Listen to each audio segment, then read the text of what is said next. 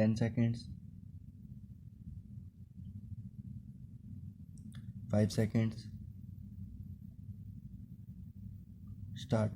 We stand in the middle of the 20th century, and this period has seen far reaching changes all over the world. There have been wars and revolutions. The tempo of change is very great.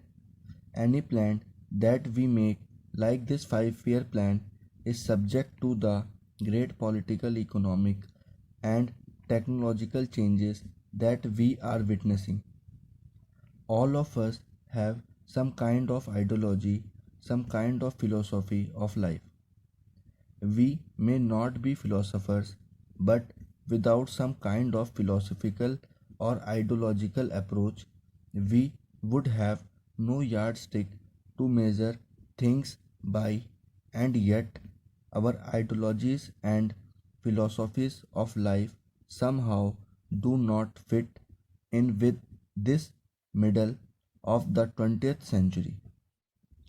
This may be due to the fact that though facts change and circumstances become different, we still hold on to old lines of thinking. The human mind is singularly conservative and it does not change easily. We hold on, if I may venture to say so, to some out of date philosophical or ideological approaches. Take the question of war. Many people say that because of various developments in the world, war has become or ought to become out of the question. War was useful, whether good or bad, if it helped you to realize your objective.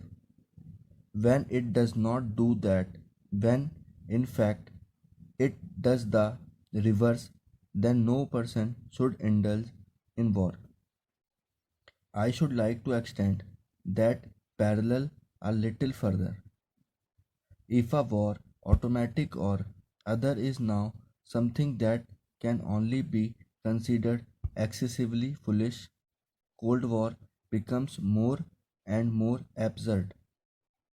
Cold War exists, it goes on, but really analyzed in the circumstances, it has little meaning. Likewise, certain other approaches, some economic approaches, which may have a great deal of economic approaches, which may have a great deal of truth, just do not fit in with the present circumstances. The major fact of today is the stupendous growth of technology, the tremendous growth of the productive apparatus of society, the tremendous power that human beings possess and are likely to possess in the form of atomic energy.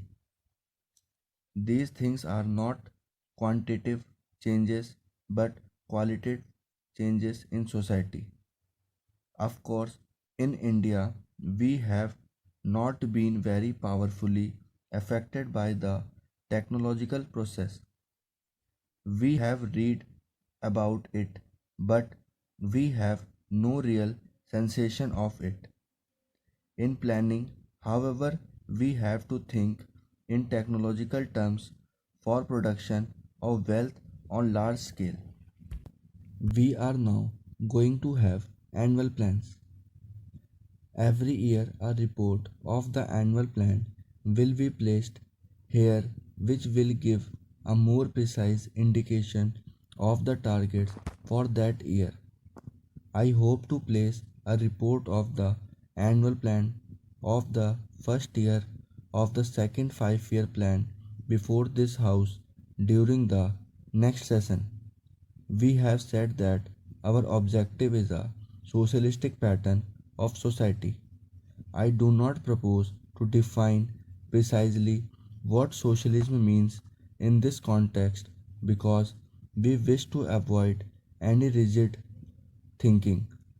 Even in my life, I have seen the world change so much that I do not want to confine my mind to any rigid.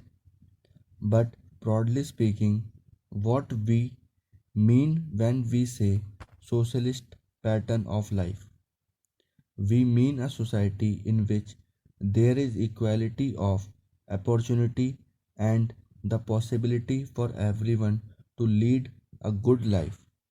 Obviously, this cannot be attained unless we produce the wherewithal to have the standards that a good life implies. We have therefore to lay great stress on equality, on the removal of disparities, and it has to be remembered always that socialism is not the spreading out of poverty. The essential thing is that there must be wealth and production. There is a good deal of talk about ceilings, and one naturally tends to agree with it because one wants to remove disparities. But one has always to remember that the primary function of a growing society is to produce more wealth, otherwise, it will not grow, and one will have nothing to distribute. If in the process of fixation of ceiling or in any other method of producing some kind of equality, you stop this process of wealth accumulation, then you fail in your objective. Therefore, whether it is in industry or agriculture, the one and the primary test is whether you are adding to the wealth of the country by increasing the production of the country. If not, you become stagnant in that field. In order to reach equality, as I hope we shall, sometime or other, we need not follow the road of some artificial fixation of ceilings, but a hundred paths which gradually take us there. An artificial attempt may indeed prevent us from reaching it. Remember this while we plan, while we work, our population also grows. I have the house just now, the estimated figure of our national income in the next 20 years. By the end of that period, the population of India will be round about 500 million. This rate of population growth is not that very great.